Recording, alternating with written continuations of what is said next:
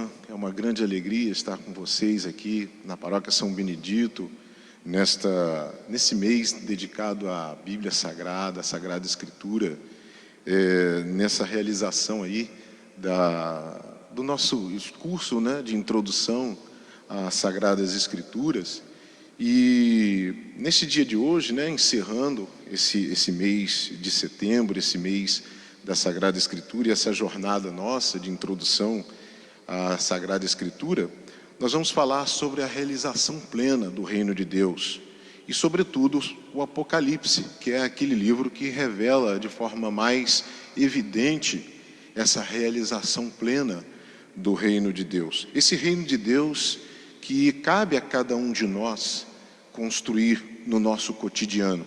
Jesus veio a primeira vez, Ele lança as sementes desse reino, Ele nos lança nessa missão de preparar a sua segunda vinda, mas enquanto Ele não vem, é nossa a missão, claro, não sem a graça de Deus, não sem a ajuda de Deus, para que a gente possa então semear esse reino no meio de nós e no mundo, para que as pessoas possam conhecer Jesus, amá-lo e esperá-lo. Para quem não me conhece, eu sou o diácono permanente Luiz Kleber, e a primeira questão, sou da paróquia São João Batista, e a primeira questão que nós queremos falar, já que nós vamos tratar do livro do Apocalipse também, é a questão da interpretação da Sagrada Escritura. É muito importante. Nós podemos ler as Sagradas Escrituras, nós podemos rezar a partir dos textos da Sagrada Escritura, nós podemos meditar os textos da Sagrada Escritura, mas não a interpretação. Tudo isso, a leitura, a meditação, a oração sobre a Sagrada Escritura, ela deve ser feita segundo a interpretação do magistério da Igreja.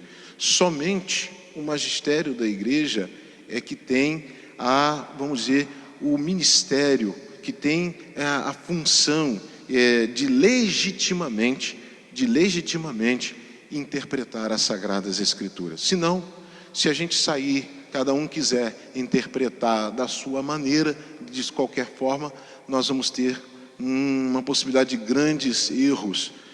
Pessoas a cometeram erros brutais, às vezes, por causa da interpretação errada das Sagradas Escrituras. Vou dar um exemplo aqui.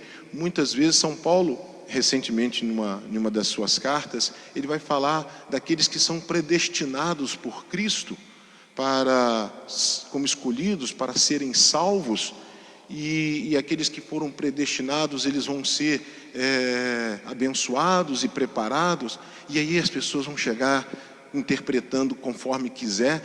Então Jesus escolhe uns para ser salvos e outros para serem condenados? Não, não é isso. A chamada é para todos. O chamado, a escolha é de todos. Mas aqueles que dão a resposta positiva a Deus, esses sim, é os que vão receber a salvação. Então, não existe a predestinação para a salvação, enquanto outros são predestinados à morte eterna, ao inferno. Não existe isso. Deus é justo, Deus é misericordioso, Ele chama todos. Aí depende de cada um de nós, de recebendo a graça de Deus, aceitá-la e aceitar o projeto de Deus na nossa vida. Isso para mostrar para todos nós quem de fato vamos dizer, responsável, quem é que de fato tem o ministério de interpretar legitimamente a Sagrada Escritura, que é o magistério da Igreja, o Colégio dos Bispos. Muito bem. Falando da questão da realização plena do reino de Deus, e obviamente o que nos leva a olhar e a folhear as páginas do livro do Apocalipse, a primeira questão que a gente tem que falar é a questão do gênero literário do Apocalipse. O gênero literário que fala muito do reino de Deus vindouro, do reino que virá com a glória de Deus, que será arrematado com a glória de Deus. Esse gênero literário chama-se escatológico. É uma palavra que é uma palavra no português que vem do grego, né, de duas palavras, da junção de duas palavras gregas. A primeira é escaton, que quer dizer últimos, falando dos últimos, das últimas coisas. E a outra palavra, logos, que é verbo, que é palavra, que é discurso. Ou seja, escatologia, escato e logos, na verdade significa a pregação, a palavra, o discurso sobre os últimos acontecimentos, as últimas coisas, o que também na igreja a gente pode chamar de novíssimos. E é curioso também que o gênero escatológico ele não está presente somente no Novo Testamento. No Novo Testamento, quase que unicamente, o livro do Apocalipse é um livro de escatologia, ele é escatológico. Talvez, em algumas passagens do Evangelho, quando Jesus fala do mundo vindouro, ali tem um pouco de gênero escatológico. Mas no Antigo Testamento, o gênero escatológico é também, sobretudo, visível nas profecias de Daniel. Daniel tem muito do que, dessa natureza, desse gênero escatológico. E também, por exemplo, é possível ver alguma passagem, Ezequiel e Apocalipse, já falei, mas Daniel e Ezequiel também, alguma coisa em Zacarias, ou seja, alguns livros da Sagrada Escritura no Antigo Testamento também tem esse gênero escatológico, falando das coisas, das últimas coisas a acontecerem. É muito também interessante a questão do gênero escatológico ter uma junção, ser muito semelhante, até difícil às vezes da gente delimitar as fronteiras da escatologia com a profecia. E aqui vai uma explicação interessante sobre a questão da profecia. Muitas vezes nós temos uma visão incorreta do que seja profecia, do que é ser profeta. Às vezes as pessoas acham que ser profeta é ser adivinhador do futuro, que é aquela pessoa que vai falar, que vai revelar coisas futuras e às vezes coisas desagradáveis. E isso corre um perigo muito grande da gente cair na superstição, como tem aí essas questões de videntes. A gente respeita as religiões das pessoas, claro, mas a gente não pode confundir profecia com superstição. Profecia não é superstição. Ser profeta é aquele que anuncia a verdade e denuncia o erro. Isso é que vamos dizer, o ministério do profeta. Aquele que fala a verdade, aquele que revela a verdade, aquele que revela o projeto de Deus. E aquele que, revelando esse projeto de Deus, também denuncia o erro. Não sem misericórdia, não sem compaixão, mas que fala do erro. Vamos daqui dar um exemplo de um grande profeta que foi João Batista. João Batista que anunciava o reino de Deus, a chegada do Messias, aquele que deveria salvar o mundo, aquele a quem João, nas palavras de João, eu não sou digno de desatar as sandálias, as correias de suas sandálias, mas que chegou para Herodes muitas vezes e disse: não te é lícito, Herodes, tomar a mulher do seu irmão, roubar a mulher do teu irmão. Herodes havia roubado a mulher do irmão dele, Filipe. E assim, João Batista ele cumpre esse ministério de profeta, anunciando o Messias e denunciando o erro de Herodes, que pode ser um erro de toda uma sociedade. Isso é ser profeta. E o fato de o profeta ter uma intimidade com Deus, o fato de o profeta ele conhecer o projeto de Deus, a vontade de Deus, muitas vezes ele acaba também tendo a revelação de coisas futuras. E aí ele anuncia essas coisas futuras. Ou seja, a profecia não é basicamente sobre coisas futuras, mas é verdade e erro, denunciar o erro e dizer a verdade. Mas, por assim dizer, ele acaba que a profecia leva o profeta a conhecer fatos futuros. E isso conforme a vontade de Deus. É Deus que revela e é Deus que manda falar. Então, o livro de Apocalipse, ele fala das verdades, da questão de nós cristãos, do nosso dever de nos mantermos fiéis ao projeto de Deus, e nos mostra o que vai acontecer, de certa forma, com aqueles que obedecem, que amam a Deus, que seguem o seu projeto, e o que vai acontecer com aqueles que rejeitam o projeto de Deus. Então, acaba sendo uma profecia, falando das últimas coisas, de eventos futuros, que mostra para nós, que nos instrui, né? O objetivo do Apocalipse não é nos assustar, mas nos instruir, para que a gente possa, então, saber. Quem segue a Deus terá esse prêmio. Quem rejeita a Deus terá esse castigo, essa condenação. A palavra Apocalipse, ela tem assim um termo muito profundo. Se nós formos pegar lá do grego, né, muito provavelmente o livro de Apocalipse foi escrito em grego, muito provavelmente, ou logo imediatamente traduzido para o grego. O livro de Apocalipse quer dizer revelação.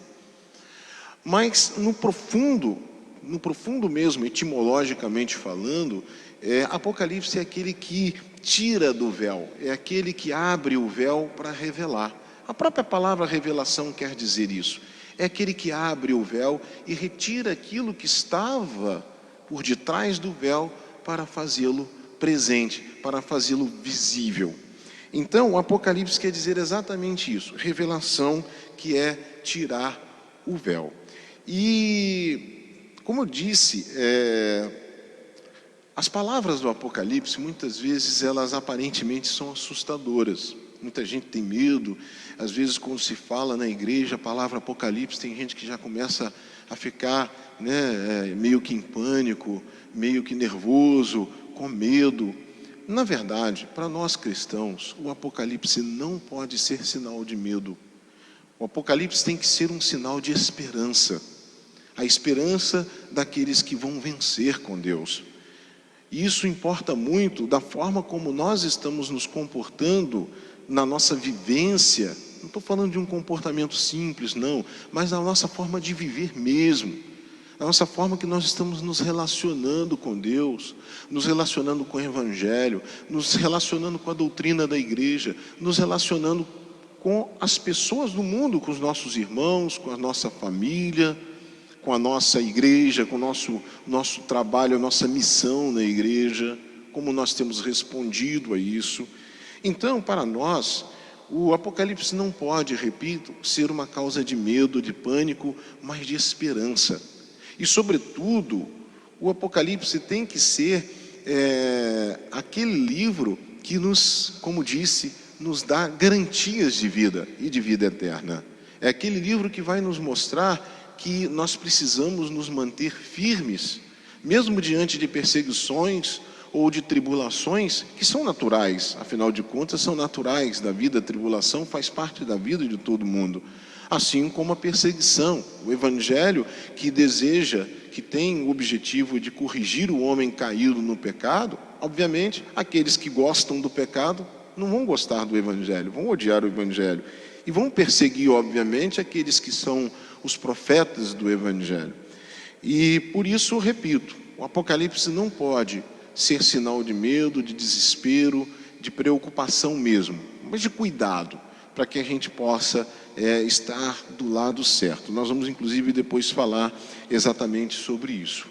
É muito importante para nós a questão, por exemplo, também, às vezes a gente quer ler o Apocalipse, e aí entra de novo aquilo que eu disse, da questão de interpretar por si mesmo. Se você tomar o livro de Apocalipse em todos os seus capítulos, acredito que são 30, 31 capítulos, nós vamos ter aquela impressão, 20 e poucos capítulos aproximadamente, melhor, nós vamos ter aquela impressão de que tudo parece obscuro demais. De fato, a linguagem escatológica, ela é simbólica. Ela é simbólica, ela não é uma linguagem direta. E Apocalipse tinha uma razão para ser de forma simbólica. Primeiro motivo de o Apocalipse ser simbólico é porque ele falava de coisas presentes daquele tempo, né? Como disse, o Apocalipse fala de coisas futuras, do fim dos tempos, da revelação final de Deus, mas também fala das coisas que estavam acontecendo naquele tempo. E, por exemplo, disse, né, há quase que um consenso de que quem escreveu o Apocalipse, ou pelo menos quem recebeu a mensagem, a revelação do Apocalipse, foi São João, apóstolo evangelista. Por quê? Porque aparentemente há alguns elementos dessa literatura do Apocalipse que são muito presentes nas cartas do apóstolo João e no Evangelho, o Evangelho de João. Por outro lado, gera-se algumas dúvidas, porque algumas questões da doutrina, embora não seja diferente, mas são ensinadas de forma distintas em relação ao Evangelho. Então, embora não seja unânime na igreja, entre os exegetas, entre os estudiosos das Sagradas Escrituras, que seja o apóstolo São João que tenha recebido a revelação na ilha de Patmos, ele mesmo relata isso. Há uma grande quantidade de exegetas, de teólogos, que acreditam que sim, que o livro do Apocalipse foi recebido por João, o apóstolo evangelista, aquele que cuidava de Nossa Senhora.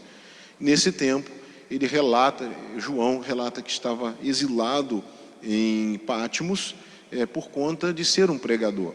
Nós sabemos que todos os apóstolos de Jesus, todos os apóstolos, eles foram martirizados de forma cruenta, com derramamento de sangue, com exceção de João.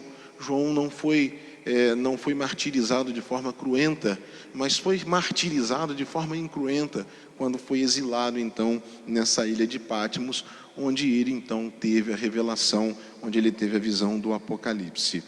E como disse, o Apocalipse, ele tem uma linguagem simbólica, porque João, inclusive, ele estava relatando fatos que aconteceram naquele tempo. Por exemplo, ele menciona diversas vezes o imperador de Roma, mas ele não poderia falar literalmente o imperador, o César, fosse o Nero, fosse qualquer outro imperador que estivesse reinando naquele tempo, ele não podia falar.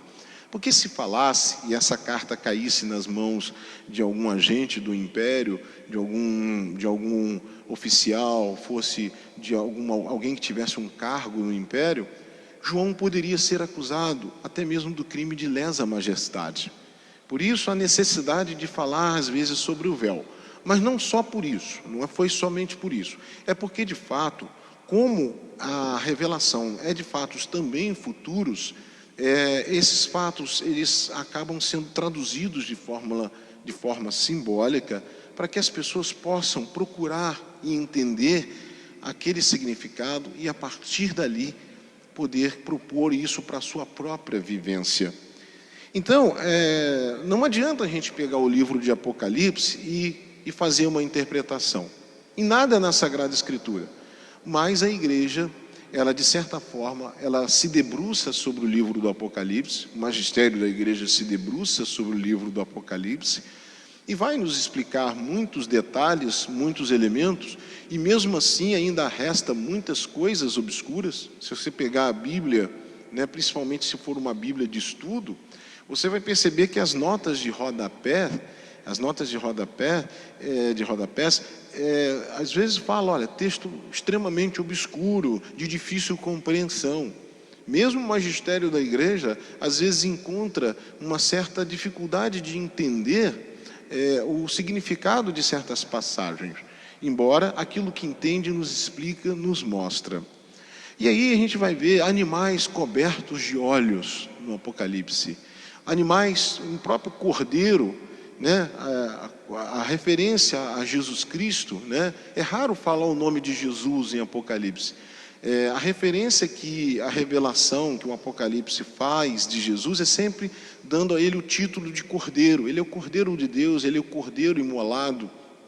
E em determinado momento esse cordeiro aparece com um monte de chifres e olhos, coberto de olhos, e aí as pessoas podem, mas o que quer dizer isso? O que significa isso? O cordeiro não tem isso, né?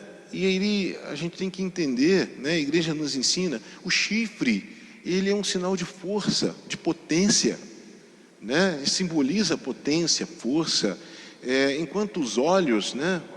cordeiro coberto de olhos, os animais cobertos de olhos, são seres que têm conhecimento profundo, né? O cordeiro que é cheio de olhos é aquele cordeiro, é o Filho de Deus que conhece todas as coisas.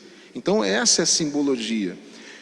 Numa das primeiras páginas do Apocalipse, nós vamos ver que do cordeiro, né, do Filho do Homem, sai uma espada de 2 gumes, da boca, de dentro da boca, sai uma espada de 2 gumes. Mas o que significa isso?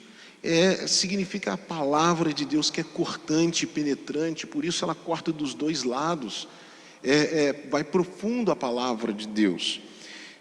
Outra questão também são as estrelas, né? Muitas vezes o demônio, Satanás, ele é comparado a uma estrela que cai do céu, né? O próprio Jesus, em uma das passagens do Evangelho, depois que ele enviou os 72 discípulos a pregarem o reino, e aí os discípulos voltaram contentes porque os demônios haviam sido, as pessoas haviam sido libertadas do demônio, algumas pessoas haviam sido curadas, ou seja, houve uma série de prodígios a partir daquela missão dos 72 discípulos.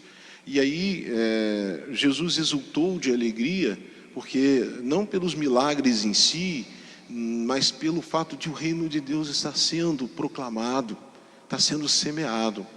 E ele vai dizer uma coisa muito interessante: eu vi Satanás cair do céu como um relâmpago. Isso lembra muito as passagens de Apocalipse, quando o demônio despenca do céu, quando o demônio como uma estrela despenca no abismo. Então, às vezes as estrelas significam anjos, e as estrelas que caem são anjos que caem. Satanás que arrasta aquela outra legião de anjos rebeldes para o tanque de fogo, para o inferno. Nós também temos uma questão muito interessante, a questão do número 7, né? É muito comum aparecer o número 7 no Apocalipse. Dentro da cultura dos judeus, da cultura dos hebreus, os números têm significados, não é numerologia. Numerologia também é superstição. Não é numerologia, é que na verdade, dentro da cultura judaica, os números têm valores, as letras têm inclusive valor de números, são revestidos por, né, cada letra tem um valor de número, um valor numérico, e os números também têm significados de certa forma. E o número 7, ele tem um significado de inteireza, de plenitude, de completude. Por isso, tantas vezes, o número 7 aparece no Apocalipse. Inclusive também no Evangelho. Quando Pedro chega para Jesus e pergunta: mestre, quantas vezes eu devo perdoar? Até 7 vezes? Olha só, 7 é completo, é bastante. E aí Jesus fala: não digo 7, mas 70 vezes 7. Ou seja, perdoar sempre, é no tudo, perdoar absolutamente tudo. Então, a palavra, o número tem valor dentro da Sagrada Escritura e, obviamente, sobretudo dentro do Apocalipse. Muitas vezes aparece a palavra Babilônia e também a palavra prostituta. É muito comum dentro do Apocalipse. E quando a revelação, o Apocalipse vai falar de Babilônia ou prostituta, ela está se referindo geralmente ao Império Romano, né? Ao Império Romano, que fala daquelas pessoas que tinham, de certa forma, que entabulavam, né, travavam um contato com a Babilônia, com a prostituta, para significar aqueles comerciantes, aquelas pessoas que tiravam os lucros do império, que viviam do império, que tinham aliança com o império, né, e que o império que perseguia os cristãos, que queria destruir o evangelho.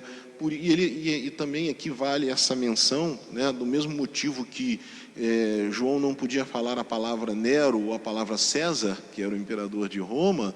O título do imperador de Roma era César, os Césares. Ele também não podia citar a palavra Roma, porque poderia também criar aí uma acusação de lesa pátria, falando mal do próprio império. Então ele se refere muitas vezes a Roma como a prostituta ou como a Babilônia, né, cercada de seus crimes, inebriada de sangue, né, de tanto beber sangue. De que sangue de quem? Dos mártires.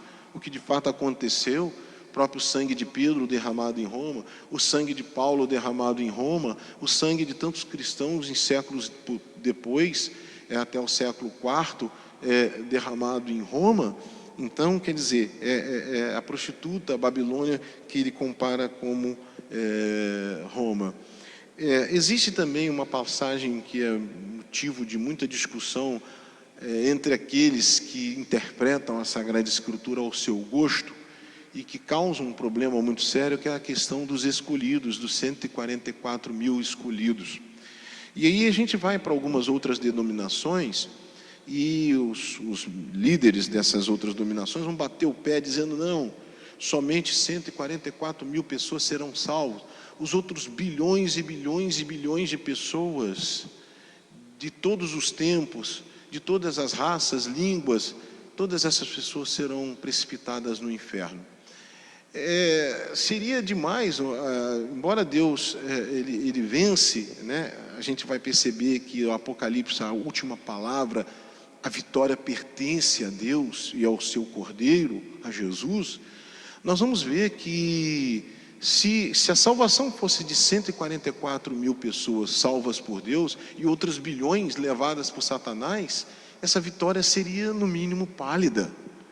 Não estou dizendo que Deus ele vai salvar todo mundo. Ele ofereceu a salvação a todos, mas a salvação também depende da nossa aceitação da graça, da aceitação dessa salvação. Mas seria muito difícil se a gente tivesse um número absurdo de pessoas levadas por Satanás para o inferno e 144 mil pessoas apenas salvas por Deus. Seria uma vitória pálida. Quando nós temos aqui o número 144 mil, a igreja, né, em boa parte, vai entender que isso é uma numeração simbólica, infinita, muito grande, e que lembra muito bem os 12 apóstolos e as 12 tribos de Israel, da onde nasceu o cristianismo, da onde nasceu o Cristo. Se nós pegarmos aí, uma continha, se nós pegarmos as 12 tribos de Israel e multiplicarmos os apóstolos, ou seja, o povo do Antigo Testamento e o povo do Novo Testamento, vai dar o número 144. Mas aí não são só 144, são 144 mil. E aí que está a chave do negócio, a chave do entendimento. 1000 é uma multidão incontável. Portanto, Deus quer salvar o povo do Antigo Testamento e do Novo Testamento. Ele quer salvar o povo das 12 tribos de Israel e o povo que são, vamos dizer, da nova aliança, o povo que vem dos 12 apóstolos, fundamentados na sã doutrina dos 12 apóstolos. Salvar toda essa gente, as pessoas do Antigo e do Novo Testamento, e uma multidão delas, porque multiplica por 1000. Não significa que apenas 144 mil pessoas serão salvas, né? Seria, como disse, uma vitória muito pálida de Deus. E talvez o grande mistério do Apocalipse é o 666, né? Que acabou ficando tão famoso, né? É um número que muitos de nós evita, né? Obviamente.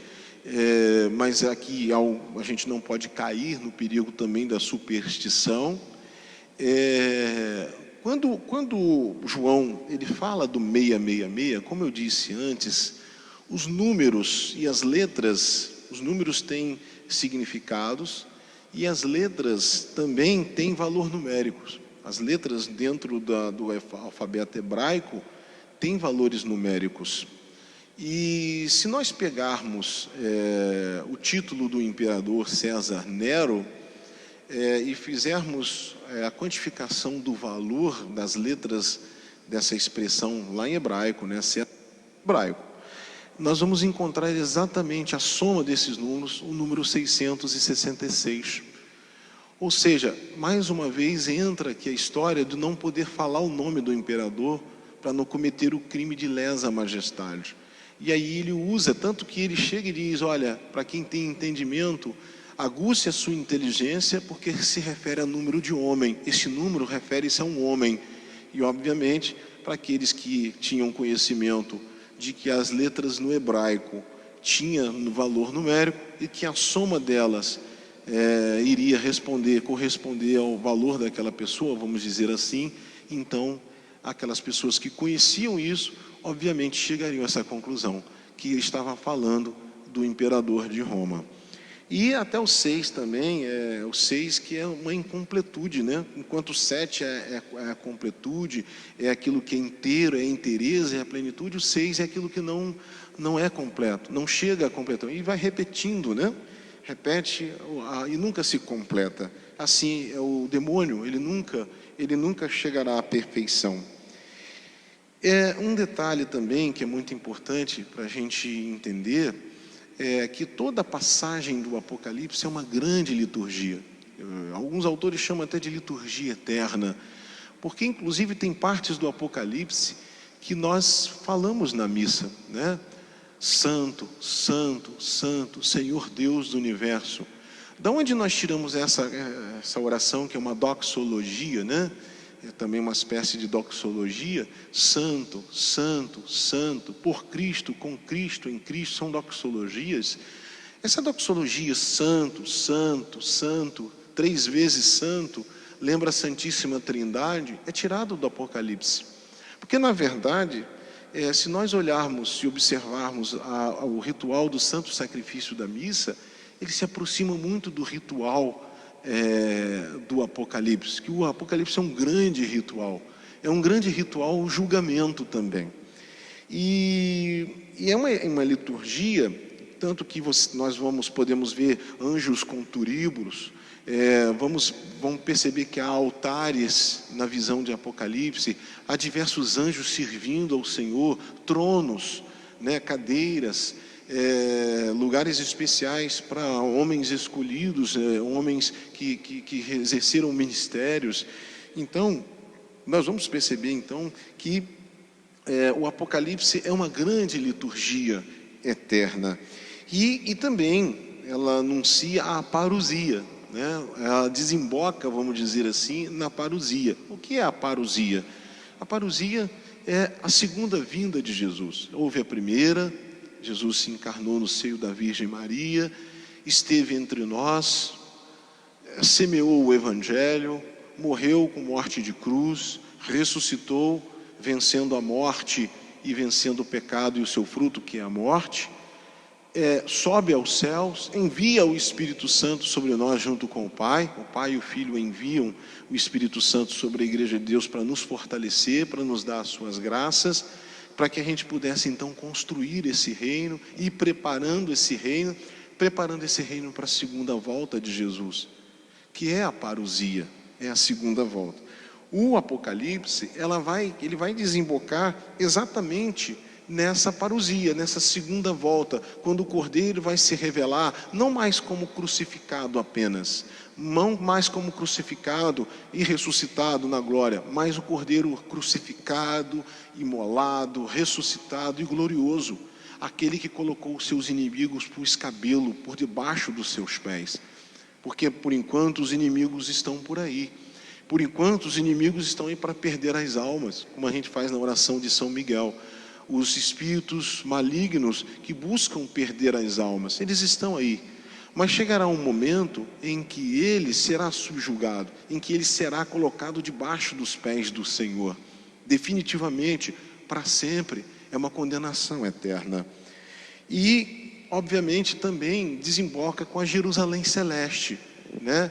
A Jerusalém do reino eterno de Deus, a igreja renovada, a igreja completamente glorificada, não mais peregrina, não mais padecente, né? Mas a igreja da glória, gloriosa, né? Onde não haverá nem mesmo templo, porque o próprio Deus é o templo. Não haverá mais a luz do sol nem da lua, porque a luz de Deus ilumina todos, né? É um conceito muito belo da Jerusalém celeste, baseada nos 12 fundamentos dos apóstolos, nas 12 tribos de Israel, mostrando essa junção do Antigo e do Novo Testamento, né, dessa riqueza que é o Antigo passando para o Novo, chegando à plenitude. E, para a gente terminar, né, é claro que o livro do Apocalipse, ele tem muitas outras nuances, muitos outros significados. De certa forma, existe uma certa organização, já que é uma liturgia.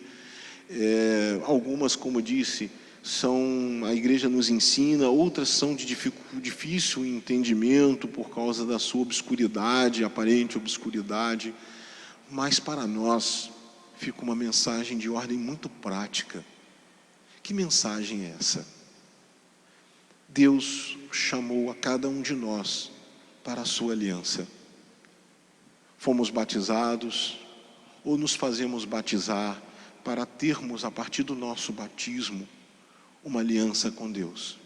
Uma aliança selada com o sangue de um homem, filho de Deus. Uma aliança selada em uma cruz, com a morte. Uma aliança selada com a ressurreição do Filho de Deus. A aceitação dessa aliança fazemos pelo nosso batismo. Primeiro, nossos pais e padrinhos por nós, e aqueles que são adultos por si mesmos. Porque a salvação não pode esperar, ela tem que ser para já. A oferta da salvação tem que ser tomada agora, tomar posse da salvação agora. E nós então que temos essa aliança com Deus a partir do nosso batismo, nós temos a orientação do Apocalipse para saber de forma inequívoca que a palavra final é a vitória de Deus. Deus já venceu esse combate. Deus vai colocar de forma inevitável o inimigo debaixo dos seus pés. O demônio vai ficar debaixo dos pés de Deus de forma inevitável, inexorável. Não tem como ser diferente. Mas o problema é com quem a gente vai estar. Se a gente vai querer sentar-se ao lado de Deus, ao lado do seu trono, se nós vamos querer ficar diante desse Deus em adoração, se nós vamos querer ser iluminados pela luz da Jerusalém celeste, ou pisar os seus fundamentos, estar sobre os seus fundamentos, que é fundada sobre a doutrina dos apóstolos e do Antigo Testamento, ou se nós estaremos debaixo dos pés de Deus. É uma decisão de cada um de nós, contemplando, amando, adorando a Deus, ou sofrendo debaixo dos seus pés, com a condenação eterna. E não adianta dizer que Deus é injusto. Não, Deus é misericordioso, é mais que justo. Ele nos dá tempo de sobra. Essa demora não é uma demora em vão, é uma demora para dar tempo para o máximo de pessoas estarem na familiaridade, na amizade e na salvação que Deus quer nos dar. Ele deseja nos dar isso. Somos nós que podemos não desejar. Cumpre a cada um de nós escolher de que lado ficar. Cumpre a cada um de nós escolher, repito, se vai ficar na presença gloriosa, na amizade com Deus, ou se vai ficar no sofrimento eterno debaixo dos seus pés. Que Deus possa, através do seu Espírito Santo e através do anjo da guarda, nos inspirar sempre. Que nós possamos ser dóceis à inspiração de Deus por meio do seu anjo da guarda, que nos inspira para o caminho certo, que nos mostra o caminho reto a seguir ao encontro desse Deus glorioso, e que nenhuma pedra de tropeço lançada pelo inimigo possa nos fazer cair.